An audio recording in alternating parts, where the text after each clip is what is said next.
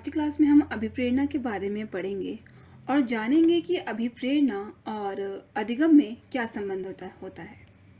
तो आइए आज क्लास शुरू करते हैं।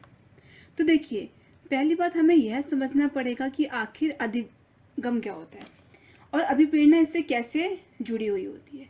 जब हम ये कहते हैं कि हम किसी बच्चे का सीखना, जब एक बच्चा कुछ सीखता है यानी कि नई नई अपने खुद की नवीन प्रक्रियाओं से नवीन ज्ञान जानकारी को सीखता है, उसको क्या कहते हैं? अधिगम कहते हैं, यानी कि उसको सीखना कहते हैं। पर जब वही बच्चा उस चीज़ों को करने के लिए, यानी कि मान लीजिए उसको कुछ सीखना है, अब यहाँ पे उसके सीखने के लिए ना उसको कोई ना कोई तत्व चाहिए या फिर कोई बल चाहिए जिससे वो बार बार उस कार्य को दोहराएगा। अगर वो पढ़ाई कर रहा है तो यहाँ पे क्या होना चाहिए? ऐसा कोई बल होगा जो उसे इस कार्य को करने के लिए प्रेरित करेगा। या फिर ऐसा कोई भी कार्य हो या फिर कोई भी चीज़ हो जिसे हम करते हैं, मान लीजिए हम पढ़ते हैं या फिर हम किसी चीज़ पेपर की तैयारी करते हैं, तो वहाँ पर भी एक ऐसा बल होता है जो हमें उसके पीछे करने के लिए हमें उकसाता है। या फिर मैं कह सकती हूँ कि जैसे अगर हम पानी भी पीते हैं तो वो भी तो एक अभिप्रेरणा के कारण ही होता है, यानी कि हमारे अंदर कुछ ऐसे तत्व उजागर होते हैं जिसकी वजह से हम वो कार्य करते हैं। यानी कि किसी भी बच्चे का अगर हम कह सकते हूँ कि अधिगम करवाना है या फिर उसे कुछ सिखाना है तो वहाँ पे अभिप्रेरणा की एक अहम भूमिका हो जाती है। ठीक है, तो अभिप्रेरणा और अधिगम आपस में साथ साथ चलते हैं। अगर एक बच्चे का सबसे अच्छा अधिगम हो रहा है, लर्निंग उसकी बहुत अच्छी हो रही है, तो कहीं ना कहीं उसके पीछे एक अभिप्रेरणा भी हो सकती है। और यहाँ पे हम दो तरह के अभिप्रेरणाओं के बारे में पढ़ते हैं, एक आंतरिक और एक होता है बाह्य। ठीक है, एक्सट्रिंसिक और इंट्रिंसिक। इंट्रिंसिक आंतरिक क्या होता है? देखिए, जब मैं कहती हूँ कि आपको प्यास लगती है, आपको भूख लगती है, उस समय आपको कोई बाहर से कोई आपको बताता नहीं है, आपके अंदर से एक जिज्ञासा उत्पन्न होती है। फिर मैं कह सकती हूँ कि ऐसा बल उत्पन्न होता है जिसकी वजह से आप पानी पीते हो या फिर खाना खाते हो। ठीक है, या फिर आप कुछ अच्छा काम करते हो तो उसके लिए भी आपको अंदर से एक आपके सिद्धांत होते हैं कि आपको ये काम करना है। एक इंसान अच्छा या बुरा काम कब करता है? जब उसके अंदर की खुद की प्रेरणा होती है। और बाह्य प्रेरणा की मैं बात करूँ तो अभिप्रेरणा की, अगर आप बाहर किसी अगर कोई बाहरी तत्व, यानी कि आपके माता पिता आपको कुछ कार्य करवाने के लिए आपको बार बार पुरस्कार देते हैं, दंड देते हैं, आपकी टीचर आपको दंड देती है या फिर बच्चों को स्कॉलरशिप दी जाती है, वो इसलिए दी जाती है क्योंकि यहाँ से बच्चों का अधिगम बहुत अच्छा होता है। ठीक है, तो ये सब क्या है? ये अभिप्रेरणा और अधिगम के साथ जुड़ा हुआ होता है। अब इसी को हम ब्रॉड कॉन्सेप्ट में समझेंगे या फिर पूरी तरीके से समझने की कोशिश करेंगे अधिगम और प्रेरणा को, कि विभिन्न विभिन्न वैज्ञानिकों या फिर मैं कहते विद्वानों ने क्या इसके बारे में बताया है और अधिगम कैसे एक बालक के विकास में या फिर उसकी लर्निंग प्रोसेस में या फिर उसके अधिगम में कैसा एक अहम भूमिका निभाता है। तो आइए शुरू करते हैं। तो पहले जो विद्वान हमारे सामने आते हैं वो है क्रेचफील्ड। ठीक है, तो क्रेचफील्ड हमको क्या समझाते हैं? उन्होंने सिर्फ एक बात कही कि अगर आप किसी भी कार्य को करते हैं तो उसके पीछे कोई ना कोई वजह जरूर होती है, यानी कि आपके किसी भी कार्य करने के पीछे एक सवाल होता है, वो होता है क्यों का, फिर मैं कहूँगी वाई का। मान लीजिए मैं आपको पढ़ा रही हूँ, ठीक है, उसके पीछे एक वजह है कि आपको उस टॉपिक को मैं समझा सकूँ, उसको अच्छे से बता सकूँ। ठीक है, तो यही क्रेचफील्ड कहते हैं कि किसी भी कार्य को करने के लिए उसके पीछे एक बल प्रेरक होता है और उसको अभिप्रेरणा कहते हैं। और मतलब उस काम को करने के लिए एक उसे अभिप्रेरणा कहते हैं और कहीं ना कहीं उसी बल प्रेरक के कारण ही कार्य को भी संपादित या फिर होता है। ठीक है, देखिए डेफिनेशन क्या है? प्रेरणा हमारे क्यों का उत्तर देती है, यानी कि प्रेरणा क्या करती है? हमारी क्यों का उत्तर देती है।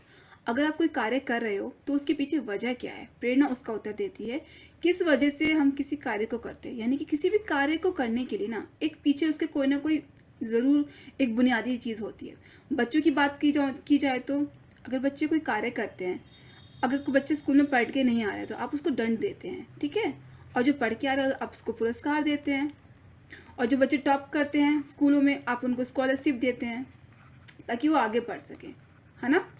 तो ये सब चीज़ हमारे सामने आती है, क्यों करते हैं। ठीक है, इन सभी क्रियाओं का एक बल प्रेरक होता है जिसे अभिप्रेरणा कहते हैं। यानी कि अब आपको किसी भी कार्य को करवाने के लिए ना एक बल चाहिए, एक प्रेरक की आवश्यकता होती है और इसी को अभिप्रेरणा कहते हैं। यानी कि मान लीजिए किसी बच्चे को डॉक्टर बनना है या फिर किसी को इंजीनियर बनना है, या फिर किसी को डांस में इंटरेस्ट है, ठीक है, या फिर किसी को म्यूज़िक में है, इन सब चीज़ों को मैं एग्जांपल देती हूँ।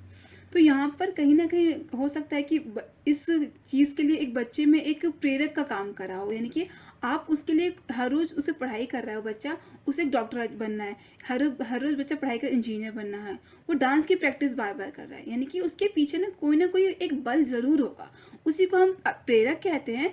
और कहीं ना कहीं वो कि हमारे इस कार्य को, यानी कि ये सब चीज़ें जो हम कर रहे हैं ना, उसको उसके पीछे एक वजह होती है, और यही अभिप्रेरणा होती है, ठीक है। तो क्रेजफील्ड ने हमें को क्या बताया कि हमारे सवाल का उत्तर देते हैं कि हम किसी कार्य को क्यों करते हैं, ठीक है।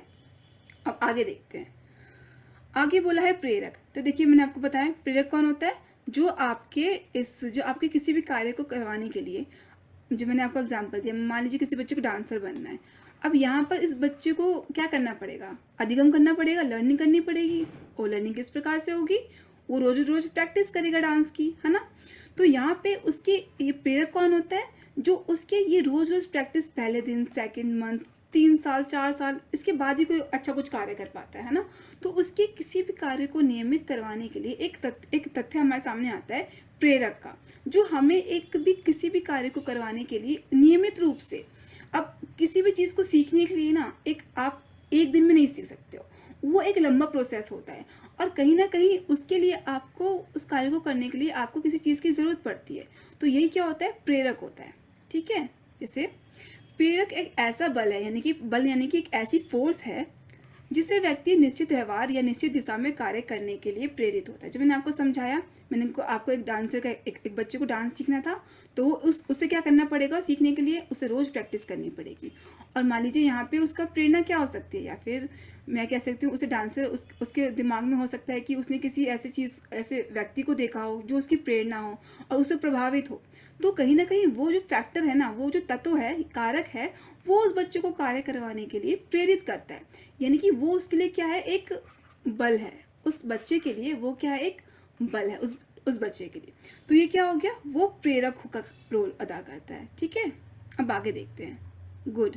तो हमारे सामने विद्वान गुड है, उन्होंने क्या कहा, उन्होंने कहा कि प्रेरक कार्य को आरंभ करने या फिर नियमित रखने की प्रक्रिया है, जो मैं आपको समझाया अभी आपको, कि इस बच्चे को क्या करना पड़ा। अब उसके, मान लीजिए उसे पता तो है कि उसके लिए उसे वो कार्य करना है, उसे वो चीज़ बनना है या फिर उसे करना है, पर अगर मान लीजिए यही बच्चा अगर पहले दिन काम करता, ठीक है, पहले दिन काम करता, थोड़ी सी प्रैक्टिस करता, अगले दिन नहीं करता, वो उसके लिए कोई भी, अगर उसके दिमाग में कोई अभी प्रेरणा होती ही नहीं, कोई प्रेरक उसका होता ही नहीं, यानी कि फिर वो काम को दूसरे दिन नहीं करता, वो बैठ जाता है, उसे कहता है मुझे नहीं करना, जो आजकल बहुत बच्चों के साथ होता है। फिर परीक्षा की तैयारी कर रहे हो, पहले दिन तो जोर शोर से पढ़ाई होती है, सेकंड डे नहीं हो पाती है, तो वहाँ पे किसकी भूमिका आती है, एक प्रेरक की भूमिका आती है। और वही कह रहे हैं, आप गुड ने कहा है कि एक प्रेरक क्या होता है, एक काम को आरंभ तो हो गया है, पर उसको नियमित रखना पड़ेगा, क्योंकि अगर आप किसी काम को नियमित रूप से नहीं करते हो, पढ़ाई रेगुलर नहीं करते हो, या फिर किसी भी फील्ड में हो, उसे रेगुलर आपको प्रैक्टिस में नहीं ला रहे हो, तो आप वो नहीं कर पाओगे, ठीक है। तो वही गुड ने कहा है कि प्रेरक क्या करता है, आपके कार्य को नियमित रखना है, यानी कि लगातार करवाने के लिए आपको मदद करता है, ठीक है, आरंभ या फिर नियमित, रेगुलर, ठीक है। तो इन्होंने ये कहा। सेकेंड हमारे सामने है स्किनर। और देखो स्किनर हमारे जो विद्वान है वो क्या कहते हैं, वो ये कहते हैं कि जो अभिप्रेरणा होती है, वो क्या होता है, एक राजमार्ग होता है, यानी कि एक गोल्डन पाथवे, राजमार्ग। वो इसलिए कहा है क्योंकि अगर मान लीजिए आपने पढ़ाई करी पहले दिन, दूसरे दिन, तीसरे दिन आपको मन नहीं किया, आप नहीं करोगे, ठीक है, नहीं मन नहीं किया। पर मान लीजिए यहीं पे आपके टीचर आते हैं और आपको प्रेरित करते हैं कि नहीं, आपको अभी पढ़ना है, आपको रोज पढ़ना है। तो यहाँ पे क्या हो गया, एक फोर्स आई और आपको उस अधिगम के लिए, उस लर्निंग के लिए आपको फोर्स करती है। और आपने फिर क्या किया, आप चौथे दिन फिर से पढ़ाई करते हैं, पांचवें दिन फिर से पढ़ाई करते हैं, छठे दिन फिर से पढ़ाई करते हैं। मान लीजिए सातवें दिन आपका मन नहीं किया, पर फिर से वो फोर्स आएगी और आपको फिर से प्रेरित करेगी कि नहीं, अभी भी आपको पढ़ना है। तो ये क्या हुआ, ये अधिगम के लिए, तो जो ये अभी प्रेरणा आपकी आ रही है ना, वो किसी रूप में भी है, आपके आंतरिक रूप से भी है या फिर बाह्य रूप से है। तो ये आपके लिए, एक अधिगम के लिए सबसे महत्वपूर्ण राजमार्ग होता है, यानी कि वो किसी भी काम को नियमित रखता है, और खासकर अगर आप रुक जाते हो तो वो आपको एक बल देता है कि हाँ, आपको दोबारा इस काम को जरूर करना है। तो ये क्या हो गया, प्रेरक क्या होगा? अधिगम के लिए राजमार्ग हो गया। ठीक है, तो स्किनर ने ये हमको समझाया कि अधिगम के लिए क्या होता है? प्रेरक एक राजमार्ग होता है, एक पाथ, गोल्डन पाथवे है जिसके तहत बच्चे अच्छे से सीख सकते हैं। अब देखिए आगे देखते हैं। आगे है प्रेरणाओं का वर्गीकरण। देखिए प्रेरणाओं का वर्गीकरण कैसे होता है। जैसे कि मैंने आपको स्टार्टिंग में बताया था कि अगर आपको प्यास लगती है तो आप किसी से पूछते हैं? नहीं पूछते हैं, सीधा आप जाके पानी पी लेते हैं। ठीक है, अब यहाँ पर कोई ऐसा इंसान आपके पास आया जिसने आपको बताया आपको पानी पीना है? नहीं आया ना। अब मान लीजिए आपको पढ़ना है, ठीक है, अब यहाँ पे हो सकता है कि आपका मन नहीं कर रहा है, पर आपको फोर्स किया जाता है आपके माता पिता के ज़रिए या फिर आपके दोस्तों के ज़रिए। कोई भी जो आपका अच्छा चाहता है वो कहेगा कि आपको पढ़ाई करनी है। ठीक है, तो देखिए यहाँ पर क्या हुआ, जब आपको पानी पीना था तो आपको किसी से पूछने की ज़रूरत नहीं पड़ी, ये आपके आंतरिक रूप से जिज्ञासा उत्पन्न हुई। या फिर मैं कोई एग्जाम्पल दूंगी कि अगर मान लीजिए अच्छा आपके मूल्य में वैल्यूज़ की बात करती हूँ, आप अच्छे इंसान हैं तो आप अच्छा काम करते होंगे। ठीक है, तो यहाँ पे आपका ये जो बल है ना, ये जो अभी आपकी जो प्रेरणा है, यहाँ पे आपको किसी की ज़रूरत नहीं पड़ती है, ये आपके आंतरिक रूप से आती है। ठीक है, यानी कि इंट्रिंसिक, आपके अंदर से आती है, और इसी को हम आंतरिक प्रेरणा कहते हैं। और जब तो ये पहला एग्जाम्पल तो ये हो गया। तो पहला प्रेरणा क्या हो गई? पहली प्रेरणा हो गई आंतरिक प्रेरणा, जहाँ पे आपको किसी की मदद की जरूरत नहीं है।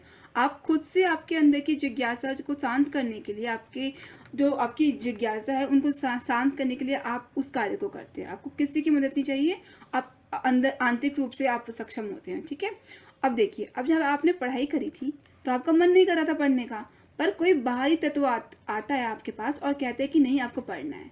ठीक है, तो यहाँ पे क्या हुआ? यहाँ पे एक बाहरी प्रेरणा आपके सामने आती है और यहाँ पर आपको फोर्स करती है, आपको बल देती है। तो ये क्या हो गया? ये हो गया बाह्य प्रेरणा, जिसे कहते हैं, इंग्लिश में कहते हैं एक्सट्रिंसिक मोटिवेशन। ठीक है, एक्सट्रिंसिक। ठीक है, तो ये क्या हो गया? ये प्रेरणाओं का वर्गीकरण है जहाँ पर दो तत्व हमारे सामने आते हैं, एक होता है आंतरिक और दूसरा होता है बाह्य। यानी कि आंतरिक क्या होता है? जहाँ पर आपको किसी भी की जरूरत नहीं है, आप आंतरिक रूप से किसी कार्य को करने के लिए आपके अंदर से वो बल उत्पन्न होता है या फिर वो शक्ति में उत्पन्न होती है। दूसरा जो मैंने आपको बाह्य बताया था, उसमें क्या हुआ था कि आपको किसी की मदद की जरूरत पड़ती है, जहाँ पे आप उस कार्य को करने के लिए, आपको पढ़ने के लिए एक बाहर से तत्व आता है। और ये किसी भी तरीके से हो सकता है। आपके बच्चे पढ़ते नहीं हैं तो टीचर्स उनको गिफ्ट्स देती है, मतलब उनको दंड देती हैं, और जो पढ़ के आते हैं तो उनको पुरस्कार देती है। तो ये सब क्या है? बाह्य प्रेरणा है। ठीक है, तो ये हमने अच्छे से समझ लिया प्रेरणाओं के, दो प्रेरणाओं के बारे में, एक था आंतरिक और दूसरा था बाह्य। अब आगे देखते हैं। देखिए पहला क्या था हमने पढ़ा?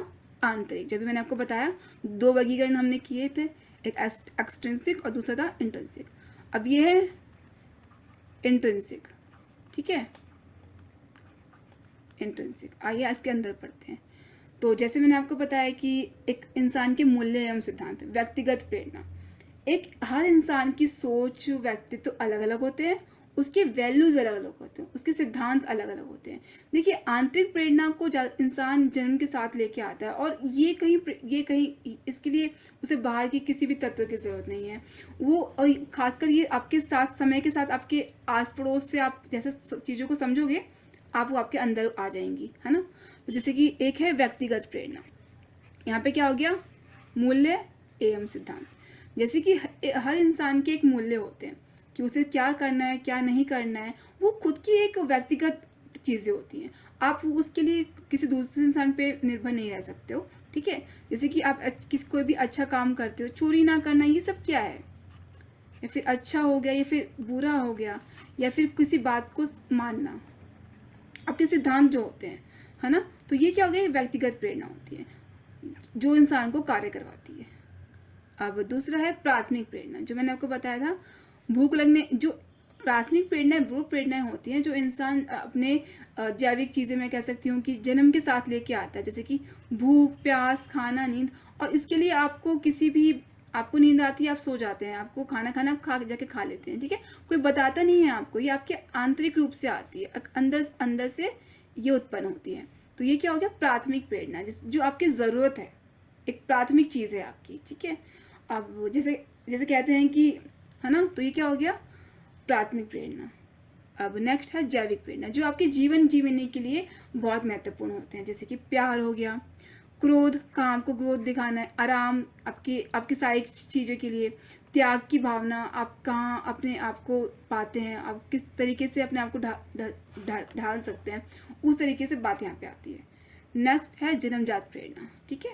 और यहाँ पे क्या हो गया, भूख और प्यास। भूख और प्यास जन्मजात इसलिए बोला है क्योंकि अभी जन्म के साथ ही आती है। नींद भी ऐसी हो गया यहाँ पे, खाना भी हो गया, ये आपकी जन्मजात प्रेरणा, यानी कि आप इस जन्म के साथ ही ये सब आती हैं, ठीक है। तो ये हमने समझा अच्छे से कि ये सब प्रेरणाएं क्या होती हैं, और इसके लिए इसमें हमने यह समझा कि इस प्रेरणा के लिए हमें किसी बाहरी तत्व की जरूरत नहीं है, एक बाहर के फैक्टर की जरूरत नहीं है। यहाँ पे जब आपको किसी चीज़ की कमी होती है, आप खुद ही इस चीज़ को अपने आपको सक्षम पाते हो, ये सब चीज़ें आप करते हो, ठीक है। तो ये सब क्या हो गया, आंतरिक प्रेरणा। अब नेक्स्ट है बाह्य प्रेरणा। देखिए बाह्य प्रेरणा मैंने आपको समझाया था, जब आप किसी कार्य को करने के समय बाहरी रूप से बाहर का कोई फैक्टर होता है जो आपको इस कार्य को करने के लिए पुश करता है, फिर उसको आपको फोर्स करता है, तो ये क्या हो गया, बाह्य, एक्सट्रिंसिक। इसे कहते हैं एक्सट्रिंसिक मोटिवेशन। देखिए तो यहाँ पे क्या हुआ, पहले यहाँ पे है सामाजिक प्रेरक, यानी कि समाज से आप क्या सीख रहे हो, समाज में देखकर जुलकर ऐसी चीजें जो आपको समाज में देखने के बाद आपके अंदर से वो प्रेरणा जागृत होती है, ये फिर सामाजिक ज्ञान हो गया। ये सब जैसे कि मैं कहूँ कि अगर एक बच्चे को डॉक्टर बनना है, ठीक है, तो क्या उसके एक आंतरिक पक्ष, आंतरिक को छोड़ के बाह्य पक्ष हो सकता है कि उसने समाज में ऐसा कुछ देखा हो जिसकी वजह से उसके अंदर प्रेरणा जागृत हो कि नहीं मुझे समाज के लिए कुछ करना है। या फिर हम नेताओं को देखते हैं, कुछ ऐसे पॉलिटिशियंस होते हैं जो अपने गरीब तबकों से निकलते हैं, या फिर ऐसे क्षेत्र से निकलते हैं जहाँ पर वो समाज के सुधार के लिए निकलते हैं। तो ये सब क्या है, जो ये बाह्य तत्व से प्रेरित होकर ये सब उनके अंदर ये प्रेरक आते हैं कि हमें ये चीज़ों को करना है। ये क्या हो गया, बाह्य प्रेरणा हो गया। अब नेक्स्ट है मनोवैज्ञानिक प्रेरक, यानी कि देखिए मनोवैज्ञानिक प्रेरक, जैसे कि साइंस की मैं बात करूँ, किसी किसी इंसान को होता है कि वो जिज्ञासा होती है चीज़ों को जानने की, करने की, है ना, कि ये सब चीज़ें क्यों हो रही है समाज में, या फिर ये जितने भी हम साइंस के तत्व देखते हैं तो वो क्या होता है, वो जिज्ञासा होती है कि इंसान के अंदर कि ये चीज़ें क्यों हो रही हैं। तो उसी चीज़ों को उसे जानने के कारण उनके अंदर जिज्ञासा उत्पन्न होती है, ये अभिप्रेरणाएं आती हैं। अब अगला है अर्जित प्रेरक। देखिए अर्जित प्रेरक क्या होता है, जहाँ पर इंसान क्या करना चाहता है, सुरक्षा, यानी कि उसके जीवन जीने के लिए उसे क्या जरूरतें हैं, उसकी सुरक्षा के लिए, प्रदर्शन करने के लिए, ग्रहण करने के लिए, ये सब चीजें सामने आती हैं। फिर है द्वितीय प्रेरक। द्वितीय प्रेरक यानी कि प्राथमिक प्रेरक हमने वहां पे पढ़ा था भूख प्यास, और द्वितीय प्रेरक होता है कि जहाँ पे आप क्या करते हो, सामाजिकता, समाज से चीजें ले रहे हो, सामाजिकता का ज्ञान, यानी कि आप समाज में किस तरीके से आपको रहना है, ये प्रेरक आपके सामने आते हैं, और आपको समाज से आप क्या कर सकते हो, ठीक है, समाज के लिए, ये सब जो प्रेरक होते हैं ये होते हैं द्वितीय प्रेरक। अब देखिए अब तक हमने क्या क्या पढ़ा, हमने प्रेरणा के बारे में समझा कि प्रेरणा क्या होती है, फिर उसके दो पक्ष समझे, आंतरिक और बाह्य। अब प्रेरक के 4 सोपान, मतलब कि अब आपको पता है कि किसी भी चीज़ को करने के लिए, अधिगम करने के लिए आपको प्रेरणा की जरूरत है, अभी प्रेरणा की जरूरत है। पर एक प्रेरक ऐसा बल होता है जो इस चीज़ को आगे बढ़ाता है आपकी प्रेरणा को पूरा करने के लिए, क्योंकि अधिगम करने के लिए सबसे महत्वपूर्ण यह है कि आप एक व्यवस्था से चलें, ठीक है। तो देखिए क्या सबसे पहले क्या आता है, आवश्यकता, यानी कि जैसे कि आपकी क्या आवश्यकता है, यानी कि अगर आप किसी कार्य को कर रहे हैं तो उसके पीछे कोई ना कोई वजह ज़रूर होगी। मान लीजिए आपको कुछ करना है ज़िंदगी में, या फिर मैं कह सकती हूँ कुछ बनना है, तो हो सकता है कि वो आपकी आवश्यकता हो। जैसे मान लीजिए आपको डॉक्टर बनना है, डॉक्टर का एग्जाम्पल लेते हैं कि आपकी आवश्यकता क्या हो सकती है। हो सकता है कि आप आंतरिक रूप से उस चीज़ को आप करना चाहते हो, या फिर हो सकता है आप, अगर मैं कहूँ कि किसी को बिजनेसमैन बनना है, ठीक है, बिजनेस करना है किसी को, तो वहाँ पर उसकी क्या आवश्यकता हो सकती है, पैसे कमाना हो सकता है। कोई आर्ट में है, ठीक है, तो यहाँ पे उसकी क्या मोटिवेशन हो सकती है, उसकी क्या भी प्रेरक क्या हो सकता है उसके लिए, कि उसको उस चीज़ में बहुत ज़्यादा इंटरेस्ट है, रुचि है उसमें। तो सबसे पहले यही है कि एक आवश्यकता इंसान में तभी जागृत होती है जब कोई उसे चीज़ करनी हो, ठीक है। अब ये आवश्यकता ही होती है जिसकी वजह से वो उस चीज़ को आगे लेके चलता है। अब उसकी आवश्यकता हमारे सामने आई है, ठीक है। अब ये क्या करेंगे देखते हैं। तो देखिए आवश्यकता इंसान के अंदर तभी उजागर होती है जब उसमें तनाव या असंतुलन महसूस हुआ। यानी कि मान लीजिए जैसे डॉक्टर है, उसको क्यों डॉक्टर बनना है? हो सकता है कि उसने अपनी ज़िंदगी में ऐसा कुछ देखा हो कि उसे वो प्रेरित हुआ हो। बिजनेसमैन में हो सकता है कि उसे पैसे बहुत सारे चाहिए हों। आर्ट फॉर्म में किसी इंसान को इसलिए जाना होगा कि उसमें बहुत रुचि है, यानी कि उसके वो चीज़ करने से, बनने से उसे संतुष्टि मिले, आत्म संतुष्टि हो, है ना। तो ये क्या है, ये क्यों उजागर हुए? क्योंकि उसके अंदर एक असंतुलन और तनाव आया। ठीक है, तो सबसे पहले क्या इंपॉर्टेंट है आपके लिए? आवश्यकता इंपॉर्टेंट है। अब आपको पता है कि आपको डॉक्टर बनना है, ठीक है। अब उसके बाद क्या होगा देखते हैं। अब जैसे कि आपको पता तो है कि आपको डॉक्टर बनना है, ठीक है, पर उसके आगे क्या? यानी कि अब आपको पता है कि इसके लिए आपको पढ़ना पड़ेगा, बट कुछ तो ऐसा फैक्टर चाहिए ना जो आपको इसको आगे लेके जाए। यानी कि सिर्फ सोचने से तो होगा नहीं ना। आपको आवश्यकता तो है, बट इसके आगे क्या? इसके आगे देखिए, चालक। अब जब आवश्यकता को पूर्ण करने की बारी आती है तो एक चालक है जो आपके प्रेरक को आगे बढ़ाता है। यानी कि अब कोई बल चाहिए आपको जो ये आगे बढ़ाए। यानी कि इस प्रोसेस को पूरा करने के लिए जो स्टेप्स हैं, आपको पता है कि आपको पढ़ना पड़ेगा, तो आप एक प्रेरक आपके सामने आएगा। यानी कि आप खुद आओगे सामने, चालक आएगा जो इसे पूरा करेगा। आपको ये काम करना पड़ेगा। अगर आपको आर्टिस्ट बनना था, आर्टिस्ट, तो आपको यहाँ पे पेंट ब्रश की जरूरत पड़ेगी, उसे बार बार प्रैक्टिस करनी पड़ेगी। यानी कि आप अब चालक के रूप में सामने आ रहे हो, जो आपके इस प्रेरक, इसके आपकी इस आवश्यकता को, जो आपको चीज चाहिए, उसको क्या करेगा? पूर्ण करेगा। ठीक है, और फिर क्या है, और इस आपकी जो ये जो आपकी जो गोल है ना, आपका जो प्रेरक, इस चीज को आप आगे लेके जाएंगे, आगे फॉरवर्ड में। फिर है प्रोत्साहन। अब भाई, अब देखिए, अब डॉक्टर बनना था, पढ़ाई हुई, सबसे पहले आवश्यकता आ गई, डॉक्टर बनना है। फिर क्या हुआ? फिर हुआ कि भाई अब क्या होगा? प्रेरक आया जो आपके इस काम को आगे के लेके जाएगा। अब आपको चाहिए प्रोत्साहन। रोज रोज पढ़ाई करने से काम बनेगा, तो आपको प्रोत्साहन रोज चाहिए होगा अपने माता पिता का, या फिर आपके आंतरिक रूप से आप चीज़ों को रोज प्रोत्साहित रहेंगे। तो आप यहाँ पे प्रोत्साहन, दूसरी चीज़ आ गई। अब आर्टिस्ट को क्या चाहिए था? उसकी आवश्यकता थी कि उसकी नीड क्या थी? आत्मसंतुष्टि, या फिर उसकी जो रुचि है। प्रेरक वो खुद सामने आया, उसने अपने इस बल को लेने के लिए वो आगे आया। उसके बाद क्या हुआ? वो खुद को प्रोत्साहित करता है, बार बार रोज कार्य को करता है, फिर उसको आसपास से उसके कार्य के लिए प्रोत्साहन मिलता है कि बहुत अच्छे पेंटिंग बनाई है तुमने, बहुत बढ़िया। ठीक है, ये प्रोत्साहन उसके सामने आया। आगे क्या होगा? तो प्रोत्साहन एक ऐसा बल होता है जो वातावरण को देखते हुए प्राणी के चालक को शांत कर देता है, अर्थात शक्ति से अत्यधिक मिलना, जो मैंने आपको समझाया। यहाँ पे क्या हुआ? उस डॉक्टर ने रोज पढ़ाई करी, ठीक है, उसको घर वाले मोटिवेट कर रहे हैं, यानी कि वो उससे खुश हैं। या फिर आर्टिस्ट के काम को देखते हुए लोग उसको प्रोत्साहित करें कि आपने बहुत अच्छी ड्राइंग बनाई है। तो यहाँ पे क्या हुआ?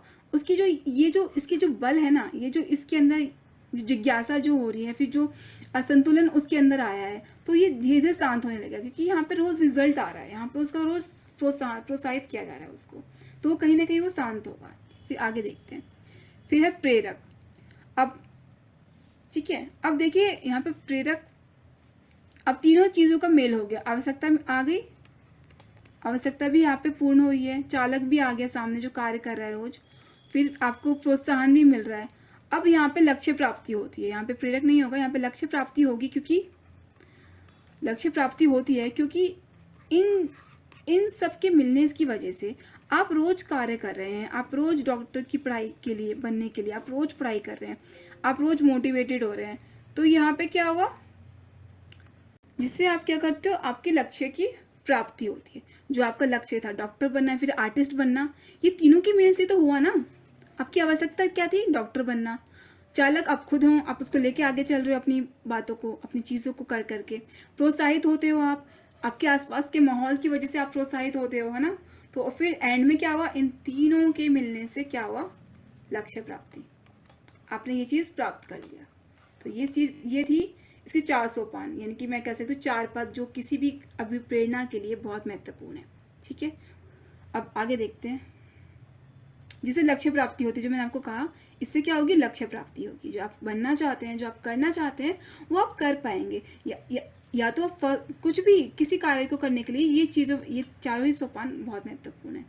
अब देखिए, मान लीजिए एक मैं एग्जांपल दूंगा कि आपको एक और यहाँ पे कि आपने बहुत मेहनत करी पर आप फेल हो गए। ठीक है, चालक ने काम किया था, पढ़ाई रोज हो रही थी, पर वो प्रोत्साहित भी था पर फेल हो रहा था। पर यहाँ पे फेल होने के बावजूद हो सकता है कि वो फिर से मेहनत करेगा, फिर दोबारा पास हो सकता है ना, बार बार। तो ये प्रोत्साहित रहना बहुत ज़रूरी है यहाँ पे, क्योंकि ज़रूरी नहीं है कि आप एक बार में सफल हो जाएं, और आपके लिए उसके लिए बार बार मेहनत करनी पड़ेगी। और प्रोत्साहन ही एक महत्वपूर्ण तत्व है जो एक इंसान को नीचे गिरने से बचाता है। मैं कह सकती हूँ कि उसे असफल होने से बचाता है। असफलता के बावजूद वो सफल हो सकता है प्रोत्साहन के जरिए, और एंड में कहीं ना कहीं लक्ष्य की प्राप्ति होनी ही है, चाहे वो किसी भी जरिए हो, वो होता ही है। ठीक है, अब आगे देखते हैं अभिप्रेरणा की विधियाँ। आप किसी को भी अभिप्रेरित करने के लिए, किसी को भी मोटिवेट करने के लिए आप क्या कर सकते हो? अगर किसी को आपको चाहते हो कि कोई बच्चा जो है वो प्रेरित रहे, वो रुके नहीं, तो आप क्या क्या कर सकते हो, देखते हैं।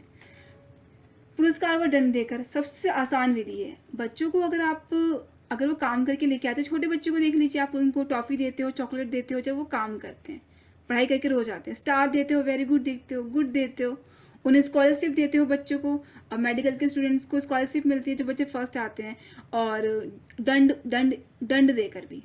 अब काम नहीं हुआ है, अब दंड एक तरीके से ये भी होता है कि जो बच्चे फेल हो जाते हैं, तो वो उनके लिए खुद के लिए एक दंड होता है कि वो खुद को आत्म अनुभूति होती है उनको, या फिर आप एज अ टीचर, आप एज अ अध्यापक आप उसे दंड दे सकते हो। आगे देखते हैं जो मैंने आपको बताया, सफलता या असफलता पर पुरस्कार या दंड देना, जो सिंपल वर्ड में बहुत आसान है कि आप कोई अच्छा काम कर रहा है तो आप उसे दंड दीजिए, नहीं कर रहा तो आप उसे दंड दीजिए। ठीक है, अब प्रशंसा या निंदा। अब किसी बच्चे ने पेपर पास किया तो आप प्रशंसा करते हो, किसी ने नहीं किया तो आप उसकी निंदा इस तरीके से भी हो सकती है कि मान लीजिए आपने उसे कहा था काम करने के लिए, बच्चे को रोज कहा था, आप कहते हो काम करने के लिए, पर वो नहीं करता है, तो आप उसकी निंदा करते हो। कहीं ना कहीं ठीक नहीं है, बट अगर आप उसकी निंदा करते हो तो उसके अंदर एक जिज्ञासा होती है कि उसे दोबारा ये चीज़ उसके साथ ना हो। फिर आवश्यकता का ज्ञान। अब देखिए आवश्यकता का ज्ञान क्या हो गया यहाँ पे, देखिए अब मोटिवेट रहने के लिए आपकी आवश्यकता भी महत्वपूर्ण होती है।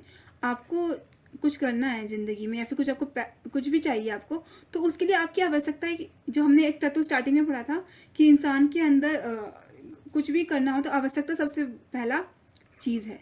डॉक्टर बनना था तो आवश्यकता थी, डांसर बनना था तो उसके लिए भी आपके अंदर आवश्यकता आई थी कि आपको उसमें रुचि थी, आर्टिस्ट भी बनना था तब भी आपको एक रुचि आती है, इंजीनियर बनना है तो कुछ भी फील्ड ले लीजिए, नर्स बनना है, कुछ भी, तो आपकी सबसे पहली चीज़ें क्या है, आवश्यकता भी आपकी होनी चाहिए कि आपकी उसकी ज़रूरत है। फिर इसमें है रुचियों का बढ़ावा देना, क्योंकि रुचियाँ ऐसी चीज़ होती हैं जिससे आप उसके लिए आपको बोलना नहीं पड़ेगा।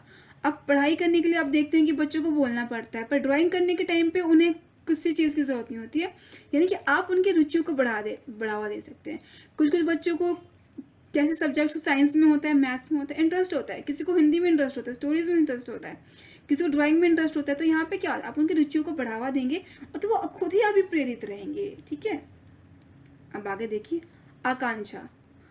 कक्षा का वातावरण उचित बनाकर, यानी कि उनकी आकांक्षा क्या है, उनकी उम्मीदें क्या है, उससे भी अभिप्रेरित रहते हैं। फिर कक्षा का वातावरण उचित बनाकर, यानी कि जो क्लासरूम का जो माहौल है, जो क्लास का जो वातावरण है, आप उसको सही बना सकते हैं, उससे भी अभिप्रेरित रहेंगे। यानी कि एक ऐसा माहौल होना चाहिए जहाँ पे बच्चे खुश रहें, यानी कि उनमें तनाव का माहौल नहीं होना चाहिए, वो अभिप्रेरित रहने चाहिए। ठीक है, अब आगे देखते हैं। तो अब हम पढ़ेंगे अभिप्रेरणा के घटक, यानी कि अगर किसी बच्चे को अभिप्रेरित करना है तो आखिर ऐसी कौन सी चीज़ होती है जो उसके इस अभिप्रेरित रहने के कारण होते हैं। ठीक है, पहला है वातावरण। ठीक है, अब बच्चा जिस माहौल में रह रहा है, अगर वो वातावरण सही है, उसके अनुसार है, जहाँ वो खुश रहता है, या फिर उससे वो सब चीज़ें, अब लोग उसे अभिप्रेरित कर रहे हैं, चीज़ें उसे समझा रहे हैं, तो वो अभिप्रेरित रहेगा। ठीक है, दूसरा है उत्तेजना। अब उत्तेजना एक ऐसा बल होता है, अगर एक व्यक्ति उत्तेजित रहता है अपने कार्य के प्रति, उसमें उस कार्य को दोहराने की, करने की बार बार जिज्ञासा उत्पन्न होती है, तो ये क्या हो गया, ये भी एक महत्वपूर्ण पक्ष होता है। तो इसमें क्या बोला है, उत्तेजित व्यक्ति या तो वातावरण या तो वंशानुक्रम द्वारा क्रियात्मक कार्यों से उस पर प्रभाव होता है। ठीक है, यानी कि जो उसकी कार्य वो कर रहा है ना, क्रियात्मक कार्य जो रोज कार्य कर रहा है, तो कहीं ना कहीं ये उत्तेजित व्यक्ति जो उस चीज़ के प्रति उत्तेजित है, उसे चीज़ करनी ही है, तो ये उस पर असर ज़रूर करता है। अब आगे जैसे है प्रोत्साहन, जो मैंने आपको अभी बताया कि प्रोत्साहन एक ऐसा बल होता है जो अगर एक इंसान रुक भी गया है ना, तो उसके लिए एक, कह सकती हूँ कि एक इंसान रुक गया तो उसके लिए एक बल प्रेरक होता है कि उसे दोबारा करने के लिए उसको प्रेरित करता है। अगर कोई बच्चा पेपर में फेल हो गया है, अगर मान लीजिए वो किसी एग्जाम में फेल हो गया है, तो या तो वो, तो अगर कोई बड़ा इंसान उसको प्रेरित करता है कि नहीं तुम दोबारा कर सकते हो, कोई बात नहीं, तो ये भी एक महत्वपूर्ण भूमिका निभाता है। प्रोत्साहन के अभाव में व्यक्ति प्रेरित नहीं होता। जो कहा मैंने कहा कि अगर इसका अभाव होगा ना, जैसे कि मैंने आपको समझाया कि मान लीजिए आपने एक छोटे बच्चे ने साइकिल चलाई है, एक दिन, पहले दिन वो गिर गया, दूसरे दिन वो बोलेगा कि नहीं मैं नहीं चलाऊंगा क्योंकि अब तो मेरे को चोट लग गई। पर अगर कोई बड़ा व्यक्ति आके उसे समझाता है, उसके माता पिता समझाते हैं कि नहीं तुम दोबारा करो, तुम फिर से कर सकते हो उसको, तो वो उसको फिर से दोहराएगा ज़रूर और सीखेगा ज़रूर। तो अगर यहाँ पे ये बल नहीं आता ना, उसके माता पिता नहीं आते, तो वो कार्य नहीं करता। यानी कि इसके अभाव में क्या होता, इसके अभाव में, इस प्रोत्साहन के अभाव में, तो ना ही वो दोबारा साइकिल सीखता और ना ही वो बच्चे दोबारा एग्जाम देने बैठता और ना ही वो पास होता। यानी कि क्योंकि एक प्रोत्साहन एक ऐसा बल होता है जो एक इंसान को असफलताओं के बावजूद भी सफलता तक ले पहुंचाने तक एक जरिया होता है। तो ये बोला हुआ है कि प्रोत्साहन के अभाव में व्यक्ति प्रेरित नहीं होता। यानी कि अगर आपको प्रोत्साहित नहीं किया जाएगा तो व्यक्ति प्रेरित नहीं होगा और उसकी कार्य प्रणाली पर भी असर पड़ेगा। कार्य प्रणाली से मेरा तात्पर्य यही था कि आपने एक दिन तो काम कर लिया, दूसरे दिन कर लिया, पर तीसरे दिन नहीं करोगे तो यहाँ पे आप रुक गए।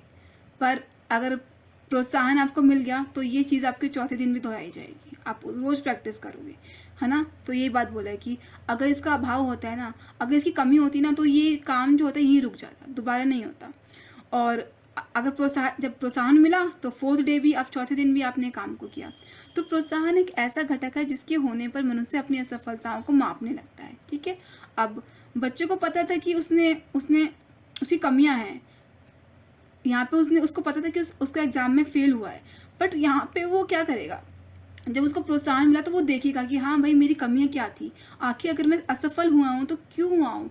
तो यहाँ पे उसकी सफलता या फिर असफलता, वो दोनों को मापेगा और फिर उसी की वजह से वो अपने लक्ष्य के प्रति केंद्रित हो जाता है। तो ठीक है, तो हमने समझ लिया प्रोत्साहन के बारे में क्या होता है। प्रोत्साहन के अभाव में व्यक्ति प्रेरित नहीं होता है, यानी कि अगर प्रोत्साहन नहीं दोगे बच्चों को तो प्रेरित नहीं होंगे, उसकी कार्य प्रणाली पर असर होगा, बच्चे कार्य करेंगे ही नहीं, बीच में रुकने के बाद तो दूसरी बार उसे दोहराएंगे ही नहीं। प्रोत्साहन एक ऐसा घटक है जिसके होने पर मनुष्य अपनी सफलता को मापने लगता है, यानी कि वो कितना आगे बढ़ा है, कितना पीछे है। जैसे कि जब एक व्यक्ति कोई कार्य स्टार्ट करता है, जो मापने की बात यहाँ पे हो रही है, कोई भी काम करता है तो वो ज़रूरी नहीं कि एक बार में सब कुछ कर लेगा। पहले दिन उसका जो लेवल होता है वो कम होता है, धीरे धीरे जब वो अपनी कमियों को सीखता है तो और आगे बढ़ता है, यानी कि वो धीरे धीरे आगे बढ़ता रहता है। तो यही है कि आप जितनी तरीके आप आगे करोगे उससे आप सफलता पा सकते हो। आगे आकांक्षा, यानी कि व्यक्ति अपने उत्तेजनाओं के कारण प्रोत्साहित होते हुए अपने कार्य अपने स्वभाव या भावनाओं को आकांक्षाएं क्या होती है, आकांक्षा यानी कि जरूरतें, उसको क्या चाहता क्या है, और एक व्यक्ति के लिए ये महत्वपूर्ण है कि उसकी उत्तेजनाएं ये काम करती है। यानी कि यहाँ पे उत्तेजना को महत्वपूर्ण बताया, यानी कि कुछ भी करने के लिए उसकी आकांक्षा क्या है, वो करना क्या चाहता है। तो ये सब इसके सामने आते हैं। आर्ट हो गया, कुछ भी फील्ड आप ले लीजिए, स्पोर्ट्स हो गया, म्यूजिक हो गया, डांस हो गया, सिर्फ एजुकेशनल पर्पज से नहीं, हर फील्ड के लिए इम्पोर्टेंट है ये। अब आगे देखिए दंड। अब देखिए, अब अभिप्रेरित रहने के लिए क्या, जब दंड का यहाँ पे क्यों होता है, देखिए दंड जब बच्चे केंद्रित नहीं होते हैं तो आपको दंड एक उसके लिए केंद्रित होने का काम करता है। कम नंबर आना, बच्चे ने तैयारी की किसी बड़े एग्जाम की, नंबर नहीं आया तो उसके लिए दंड ही तो है, कम नंबर आना उसके लिए एक दंड है। फिर है चयन ना होना, कॉम्पिटिटिव के लिए बच्चे कितना प्रयास करते हैं, एग्जाम के लिए छोटे बच्चे नहीं पर बड़े बच्चे कितना प्रयास करते हैं, एक बार सिलेक्शन नहीं होता है तो वो उनके लिए दंड है कि यानी कि इतनी मेहनत करने के बावजूद जब बच्चों का रिजल्ट नहीं आता, मेहनत करने के बाद भी वो सिलेक्ट नहीं होते हैं, तो उनके लिए एक चयन ना होना एक दंड ही है। फिर दंड से अभिप्राय बालक जो अपनी कमियों को पहचानने में असमर्थ हो जाता है, जिसके कारण असफलता का शिकार हो जाता है। यानी कि ये दंड जो है ना, इसके कारण क्या होता है, बच्चे असमर्थ हो जाते हैं, वो समझने लगते हैं कि ये हो क्यों रहा है ना, और अपनी कमियों को सुधारते हैं। तो ये सब हमने पढ़ा कि एक बच्चों को भी प्रेरित करने के लिए कौन कौन सी चीज़ें महत्वपूर्ण थी। पहला था कि वातावरण वो जिस माहौल में है, उत्तेजना, उसके अंदर कितनी उत्तेजनाओं की भावना है। फिर है प्रोत्साहन था, फिर आकांक्षाएं थी जो उसके अंदर की उत्तेजनाएं जो होती हैं। फिर हमने एक दंड पढ़ा कि किन किन कारणों की वजह से बच्चे अभिप्रेरित रहते हैं, दंड मिलने के कारण। अब अभिप्रेरणा का सिद्धांत। अब हमारे सामने 4 सिद्धांत आते हैं अभिप्रेरणा के, जो हमें बताते हैं कि अभिप्रेरणा का कितना महत्वपूर्ण भूमिका है। तो पहले क्या है, तो अभिप्रेरणा के अंदर इसमें ये बोला कि एक इंसान के अंदर 2 ऊर्जाएं होती हैं, ऊर्जाएं होती हैं जो मैं आपको बताया, आंतरिक और दूसरा बाह्य। ठीक है, तो यहाँ पे क्या हुआ, इस सिद्धांत के अनुसार मनुष्य के अंदर 2 ऊर्जाएं होती हैं, आंतरिक और बाह्य ऊर्जा। पहले क्या मैंने बताई, आंतरिक ऊर्जाएं, जिससे मनुष्य का वास्तविक रूप से संतुलन बनाने के लिए आंतरिक ऊर्जाओं का उपयोग करता है। यानी कि अब इंसान क्या करेगा, अपने खुद के स्वरूप यानी कि जो उसकी जिज्ञासा है पूर्ण करने के लिए वो किसका उपयोग करता है, आंतरिक ऊर्जाओं का। अब किसी भी कार्य को करने के लिए जो मैंने आपको बताया कि उसे डॉक्टर बनना है, कुछ भी बनना है, तो उसके अंदर आंतरिक ऊर्जाएं उत्पन्न होगी और उसी से उसके अंदर उत्तेजना और आकांक्षाएं उठती हैं। तो यही इसके अंदर हम ये सिद्धांत, अलग अलग सिद्धांत पढ़ते हैं। जैसे पहला वो है चालक का सिद्धांत, और दूसरा है सक्रिय सिद्धांत, तीसरा है आवश्यकता का सिद्धांत, और चौथा है क्रमिक सिद्धांत। आइए देखते हैं। पहला सिद्धांत हमारे सामने क्या है, चालक का सिद्धांत। चालक का सिद्धांत इसमें बोला हुआ है कि इसको किसने दिया था, आर.एस. वुडवर्थ ने। इसमें बोला है कि इस सिद्धांत के अनुसार वुडवर्थ मनुष्य की इंद्र, देखिए यहाँ पे किसकी भूमिका को महत्वपूर्ण बताए, इंद्रियों की भूमिका को और स्वभाव को। यानी कि मनुष्य का इंद्रिय एवं स्वभाव को एक अग्रसित दिशा देने के लिए चालक का कार्य बताया गया। यानी कि चालक जो मैंने आपको समझाया था कि इंद्रियां जो आपकी होती हैं, अब इसमें क्या होता है ना कि अगर आपको किसी चीज़ को करना है, आपकी इंद्रियां जो आपके 5 सेंसेस की बात होती है, उसको आप एक बिल्कुल आपको सतर्क रहना पड़ेगा, या फिर उसका पूरा उपयोग करना, सक्रिय रूप से आपको करना पड़ेगा। आप देख रहे हैं, सोच रहे हैं, क्या समझ रहे हैं, इससे ही एक चालक जो होता है, एक इंसान जो होता है, वो उसके अंदर कार्य होता है। ठीक है, अर्थात ज़रूरत इंसान की सबसे बड़ी कमजोरी होती है। उसके लिए जीवन शैली को अग्रसर करने के लिए मनुष्य की खुद की भावनाएं चालक होती है। जो मैंने बताया आपको, इंद्रियां, उसकी भावनाएं जो अंदर उसके 5 सेंसेस की बात करते हैं, हम उसकी भावनाएं के अंदर बात करते हैं। यानी कि एक इंसान के अंदर कार्य करने के लिए सबसे अहम भूमिका क्या होती है, उसके इंद्रियों की, उसकी भावनाओं की, जिसके कारण वो कोई भी कार्य को करेगा। यानी कि भावनाएं और जो ये चीज़ होती है, भावनाएं और जो उसके अंदर सेंसेस होते हैं, इससे ही उसका जो चालक है, जो एक इंसान जो कार्य को करता है। तो यही है कि चालक का सिद्धांत, एक इंसान किसके कारण किसी कार्य को कर रहा है, उसकी भावनाएं होगी, उसकी इंद्रियां हो गई। ठीक है, और इसी से क्या होगा, जब उसके अंदर कोई कमजोरी होती है, चीज़ों को करने के लिए वो ज़रूरत महसूस करता है, तो यहाँ पे ये चालक का सिद्धांत हमारे सामने आता है, जो किसने दिया था, आर.एस. वुडवर्थ ने। अब आगे देखते हैं सक्रिय सिद्धांत। इसमें क्या बोला है, इसको दिया था मेल्बो सोलिसवरी ने। और इसमें क्या बोला है कि इस सिद्धांत के अनुसार मनुष्य को कार्य निर्धारित करते समय अपने इंद्रियों को शारीरिक मानसिक रूप से सक्रिय कर देना चाहिए। यानी कि अगर आप कोई भी कार्य कर रहे हो तो आपको क्या करना पड़ेगा, अपनी इंद्रियों को सक्रिय करना पड़ेगा, यानी कि एक्टिव रहना पड़ेगा आपको। ये नहीं कि आप, क्योंकि अस्थिरता के रूप में आप कभी कार्य नहीं कर पाओगे। यानी कि मोटिवेट रहने के लिए, अभिप्रेरित रहने के लिए आपको अपने जो सेंसेस है उसका इस्तेमाल करना पड़ेगा, और शारीरिक और मानसिक रूप से ताकि आप किसी भी चीज़ को कर रहे हो तो कर पाओ। ठीक है, अब आगे देखते हैं। आगे है आवश्यकता का सिद्धांत। देखिए, आवश्यकता, जो मैंने आपको बताया था कि आवश्यकता क्या होती है, एक इंसान की सबसे बड़ी एक कमजोरी मैं कहूँ कि किसी भी चीज़ को करने के लिए एक इंसान में सबसे बड़ी जो चीज़ उत्पन्न होती है वो आवश्यकता ही होती है। चाहे वो आर्ट फॉर्म में कुछ में किसी भी चीज़, कोई भी चीज़ कर रहा हो, तो अगर प्यास लगी है तो आपको प्यास लगेगी, आपको खुद ही एक आंतरिक अभिप्रेरणा होगी, क्योंकि आपकी आवश्यकता है, आपकी एक शरीर की आवश्यकता है। तो वो क्या हो गया, आवश्यकता का सिद्धांत। तो ये किसने दिया है हमें, हेनरी मरे ने। ठीक है, आइए देखते हैं। तो मनुष्य का विकास क्रमबद्ध होता है, परंतु हर क्रम का एक दूसरे से आंतरिक और बाह्य ढंग से जुड़ा होता है। जैसे हमें पानी की, मैंने आपको कहा कि आपको प्यास लगी, तो आंतरिक रूप से आपको जिज्ञासा आपके अंदर क्या थी, पानी पीने की। ठीक है, अब उस जिज्ञासा को पूर्ण करने के लिए आप एक बाह्य रूप से आप कार्य करेंगे ना, पानी जाके पियेंगे, गिलास उठाएंगे, पानी पियेंगे, कार्य करेंगे, है ना। तो ये क्या बोल रहे हैं कि मनुष्य का विकास क्रमबद्ध होता है, और परंतु हर क्रम एक दूसरे से जुड़ा हुआ होता है। इसी कारण किसी कार्य को करने के लिए उसकी प्रेरणा की आवश्यकता होती है। अब पानी पीने के लिए भी आपको आंतरिक प्रेरणा की आवश्यकता पड़ी, डॉक्टर बनने के लिए भी आपको बाह्य और आंतरिक प्रेरणा की आवश्यकताएं पड़ेंगी। कुछ भी करने के लिए आपको दोनों ही चीज़ों का रोल होता है और वो आपस में कार्य करता है, ठीक है। तो ये क्या था, आवश्यकता का सिद्धांत। वो क्या होता है, मतलब आपको किसी भी चीज़ के करने के लिए क्या होगी, सबसे पहले किसी भी चीज़ की आवश्यकता होती है।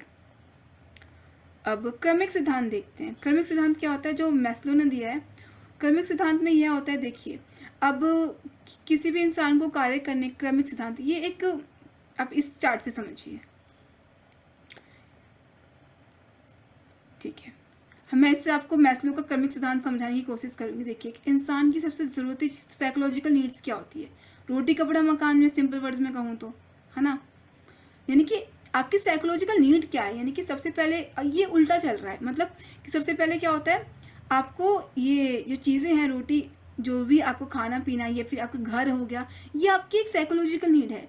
अब इसी के लिए इंसान कार्य करता है। और जब ये पूरा हो जाता है ना, आप अच्छे से, आपके पास घर है, पैसे हैं, सब कुछ है, ये सब, इसके बाद आप आगे बढ़ते हो सिक्योरिटी यानी कि सेफ्टी, यानी कि आप यहाँ पे आप सिक्योरिटी चाहते हो अपने लाइफ के लिए। तो आप दूसरा स्टेप यहाँ पे हो गया, अभी प्रेरित रहने के लिए, अब इसके लिए आप कार्य करोगे। अब ये जब पूरा हो जाता है तो आप आपकी सामाजिक ज़रूरतें क्या है। अब सामाजिक ज़रूरतें का मतलब मेरा ये होता है कि आप समाज में क्या अपने आप को दर्शाना चाहते हो, इज्जत हो गया, कुछ भी हो गया, ये सब ज़रूरतें आ जाती हैं।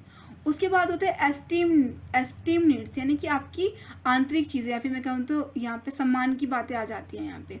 फिर है सेल्फ इक्वलाइजेशन एंड नीड्स, यानी कि आत्म अनुभूति 5वें नंबर पे है, ठीक है। इसको मैं ढंग से आपको समझाती हूँ। देखिए यहाँ से देखते हैं, तो पहला क्या था इसने, मनोदेहिक या फिर देह, यानी कि सबसे पहले आप अपनी शारीरिक जरूरतों के लिए, यानी कि आपको खाना पीना, आपका घर, ये सब आपकी ज़रूरतें होती हैं, इंसान की प्राथमिक ज़रूरतें होती हैं। तो आपको सबसे पहले उसको करने के लिए आप प्रेरित रहते हो। आप नौकरी करते हो, जॉब करते हो, वो किस लिए करते हो, इसी वजह से करते हो, है ना, ताकि आप क्या कर सको, अपनी ज़रूरतों को पूरे कर सको। दूसरा है यहाँ पे सुरक्षा, यानी कि जब आपके ये सब चीज़ें पूर्ण हो जाती हैं, आप आवश्यकता देखते हो कि आप अपने लाइफ को और अच्छी करने की कोशिश करते हो। आपकी आवश्यकता क्या है, आपकी वातावरण में क्या हो रहा है, उसकी ज़रूरतों से। फिर है स्नेह। अब देखिए यहाँ पे आपको दोनों चीज़ मिल गई। अब देखिए मनुष्य के विकास में प्रेम व स्नेह अमूल्य स्थान रहता है, यानी कि अब आप अपनी लाइफ में कुछ अच्छा लोगों के लिए अच्छा करना चाहते हो, यानी कि प्रेम और स्नेह एक इम्पॉर्टेंट रोल अदा करता है। अर्थात किसी भी चीज़ से ईर्ष्या प्रेम की भावना ही विकास की दिशा निर्धारित करती है। यानी कि आप किसी भी चीज़ के प्रति प्रेम स्नेह दिखाने लगते हो, उसके बाद, है ना, आपकी ज़रूरतें, आप चीज़ों को अच्छे से समझ सकते हो। फिर है प्रेम और आत्मसम्मान, जो आपकी चौथी स्टेज आती है, जहाँ पे आपने अपने खुद की प्राथमिक ज़रूरतें पूरी कर ली, तो आप क्या होगा, अपने लक्ष्य के प्रति समर्पित होकर पूर्ण रूप से पाने के बाद एक संतुष्टिजनक भावना जागृत होती है। यानी कि आपने क्या किया, आपने खुद के, क्या कह सकते हैं कि पहले आपने बेसिक नीड्स पूरी की, उसके बाद सिक्योरिटी आपको मिली, उसके बाद अपने प्रेम में सहानुभूति आपने ग्रहण किया, उसके बाद हो गया कि आप क्या कर रहे हो, प्रेम व आत्मसम्मान, यानी कि आप यहाँ पे आपके जो लक्ष्य है वो पूर्ण हो चुका है, आप उसके प्रति समर्पित हो। अब वो पूर्ण होने के बाद आपके अंदर एक आत्मसंतुष्टि होती है कि हाँ, जो मैं चाहता था वो हो गया। और इसके बाद क्या हो गया, जो सम्मान की तरह महसूस होती है, और उसी सम्मान को विश्लेषित करती है, यानी कि ये जो आपने सम्मान आपको मिला है उसको आप अच्छे से समझ पाओगे और आपके अंदर एक अच्छी भावना उत्पन्न होगी। इन सब 4 स्टेप के होने के बाद आप पहुँचते हो आत्म अनुभूति पे।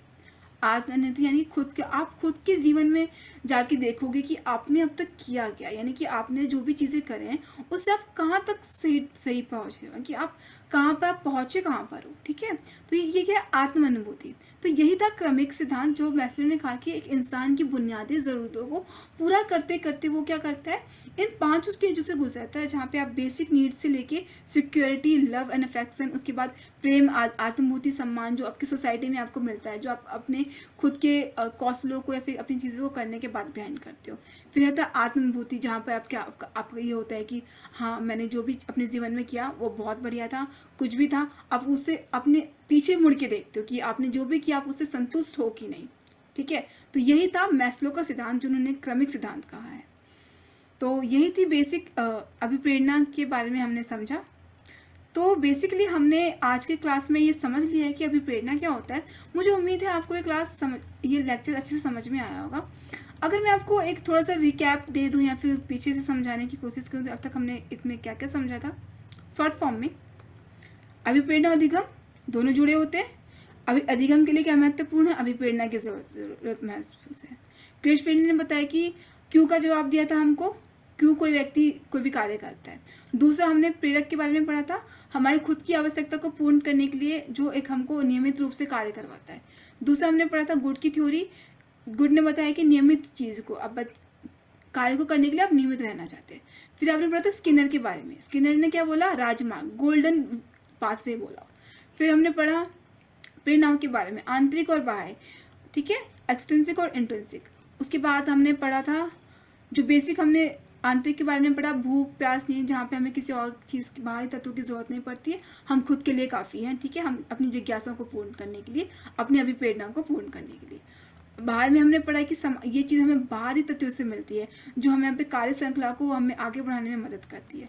फिर हमने पढ़ा प्रेरक के 4 सोपान, यानी कि अब किसी इंसान का प्रेरक जो होता है, एक जो प्रेरणा होती है वो कैसे काम करती है। आवश्यकता के बारे में पढ़ा, हमारी ज़रूरत क्या है बेसिक। उसके बाद हमने पढ़ा चालक, अब आवश्यकता को बढ़ाने के लिए चालक सामने आएगा जो आपकी आवश्यकता को पूर्ण करेगा। प्रोत्साहन, उसके बाद आता है प्रोत्साहन। प्रोत्साहन के जरिए आप क्या कर सकते हो, उस चीज़ को आगे बढ़ा के इस चीज़ को दोबारा कर सकते हो, प्रेरित हो सकते हो। फिर हमने इन तीनों के समायोजन से लक्ष्य प्राप्ति होती है, आवश्यकता, चालक और प्रोत्साहन के जरिए। ये लक्ष्य प्राप्ति के बारे में पढ़ा। उसके बाद हमने अभिप्रेरणा की विधि पढ़ा, पुरस्कार दंड देकर कैसे बच्चों का अभिप्रेरित किया जा सकता है। उसके बाद हमने पढ़ा अभिप्रेरणा के घटक, आखिर अगर किसी बच्चा अभिप्रेरित होता है तो उसका कारण क्या होता है। उसका वातावरण हो गया, उसकी उत्तेजना, उसके अंदर की एक भावना होती है, उसके प्रोत्साहन, एक जो बाहरी तत्व हमको प्रोत्साहित करता है। उसके बाद आकांक्षाएं हो गई, आप क्या, आपकी उत्तेजनाएं कहाँ हैं, आपकी ज़रूरतें क्या हैं, वो सामने आती हैं। उसके बाद दंड हो गया। अब अभिप्रेरणा के 4 सिद्धांत हमने पढ़े, चालक का सिद्धांत, सक्रिय का सिद्धांत, आवश्यकता का सिद्धांत और कर्म का। चालक का सिद्धांत पढ़ा कि आपने किसी भी कार्य को करने के लिए चालक की एक अहम भूमिका होती है, जो किसने दिया था, R.S. वुडवर्थ ने दिया था। उसके बाद हमने सक्रिय सिद्धांत पढ़ा, जहाँ किसने दिया था, मेल्मो सोलेसवरी ने दिया है। उसके बाद हमने क्रमिक सिद्धांत पढ़ा मैस्लो का। तो ये सब हमने बेसिकली अभिप्रेरणा का बारे में पढ़ा, और मुझे उम्मीद है कि इस लेक्चर में मैंने सारे पॉइंट्स कवर किए होंगे और आपको ये चीज़ें अच्छे से समझ में आई होगी। तो आज क्लास के लिए बस इतना ही। नेक्स्ट क्लास में हम सीटेट के जो टॉपिक्स हैं, वो इंपॉर्टेंट टॉपिक्स हैं, उसको और कवर करेंगे। धन्यवाद।